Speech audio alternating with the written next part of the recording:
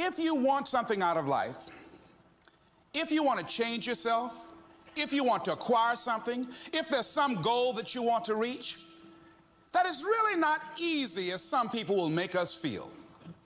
That living your dream, changing your behaviors, overcoming negative habits, it's challenging. It's hard.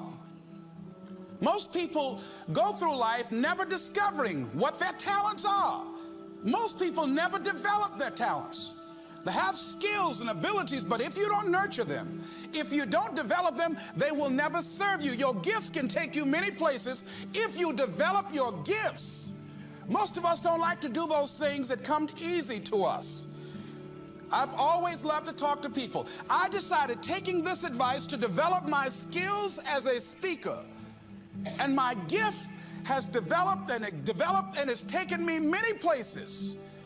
You have something that you brought to the universe, and that if you decide that my life deserves my developing this, what I do well, and becoming the best at it, and mastering myself, and seeing what I have within me, if you decide to drop your buckets where you are and develop your gifts, I grant you, you'll never ever be without. I grant you that your gifts will take you places that will literally amaze you.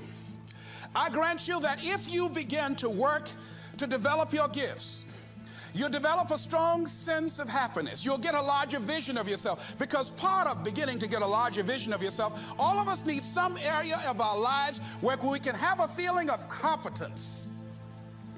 That people know when they think about this area, that's something you do. So you've got to work on it. When other folk are having a good time, you've got to have the strength of character to concentrate, to read, to digest information.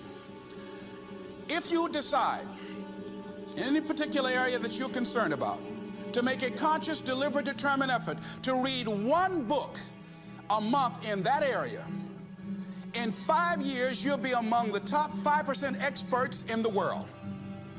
If you decide that area that you love, that you are going to master that particular area, in this era of accelerated change, overwhelming complexity, and tremendous competition, as you begin to develop and expand your skills and your talents and your vision of yourself, you will always be in control of your destiny.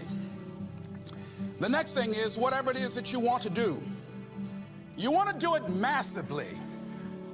There's no competition out here. Decide that you're going to push yourself. Most people won't do that. Most people give up on themselves easily. You know, the human spirit is powerful. There's nothing as powerful. It's hard to kill the human spirit. They asked Benjamin Disraeli, a man who became the head of a country at a time when Jews were not allowed out after 10 o'clock. They said, how did you do it? How did you achieve it against such great odds?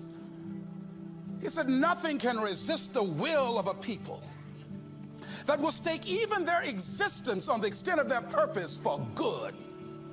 That when you have a made-up mind, when you decide that you want to do something, I was reading something the other day, he said, the power to hold on in spite of everything, the power to endure, this is the winner's quality. The hunger, the ability to face defeat again and again without giving up. This is a winner's quality. You have that quality within you. When you're hungry, you don't care about the facts. You don't care about the odds. There's greatness in you. And you've got to learn how to tune out the critics outside and the critic inside. And says, I'm going to do this. I'm going to harness my will. And I'm not going to let anything stop me. I deserve this. I'm going to do it until. The other thing is that if you want something, you have got to be relentless. You've got to learn how to become resourceful. You've got to learn how to become creative. When crises strike in your life, and in the Chinese language, crises mean danger, but it also means opportunity.